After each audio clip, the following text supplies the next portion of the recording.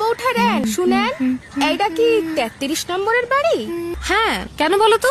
এ বাড়ির কর্তার নাম বুঝি নীরদবরণ মুখুজ্জে? হ্যাঁ, কেন? তাকে দরকার নাকি তোমার? না, ঠিক তারে না, তার বউয়ের নামে এই সিডিখানা দিছেন বৌদিদি। তাই বলো? অসীমা পাঠিয়েছে তোমাকে? ও তরঙ্গ, নতুন মনিব বাড়ির কাজকর্ম কেমন লাগছে? ও বাসার বউঠারেন কিন্তু সত্যি ভারী চমৎকার মানুষ। এবার ব্লাউজটা ছিঁড়ে গেছিল, তাই দেখে বউঠারেন আবার নিজের একটা ব্লাউজ দিলেন আমারে। এই শাড়িটা রাখো তো তরঙ্গ। এ কি বৌদি, শাড়ি আবার আমারে দেন কেন? এই শাড়িখানা পরো। শাড়ি কিনলে নাকি তরঙ্গ? কি যে কয়েন বউঠারেন, ও বাসার বৌদিদি দিছেন।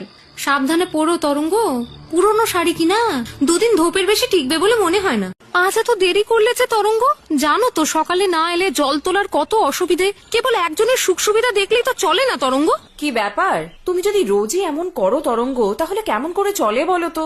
আপনার এখান থেকে যাইতে একটু দেরি হয়েছিল দেখা, বাপরে ভাব কি গাইলটাই না দিলেন আমারে। তা তো বলবেই, চিরকালই তোর ওই রকম কুতুলে স্বভাব। কি আর করুম কন বৌদিদি, ইচ্ছে কইরা কইরা আমারে দেরি করায় দেন জানেন। তা তো দেবেই, আমি তাকে নিজের সেধে ঝি জোগাড় করে দিয়েছি, তার শোধ নেবে না? দেখতে না দেখতে 2 চোখ জলে ভরে উঠল তার। একজনের নিন্দা করে অন্যজনের প্রিয় পাত্র হতে হবে, এই চিন্তা কোনোদিন মাথাতেও আসেনি তরঙ্গ।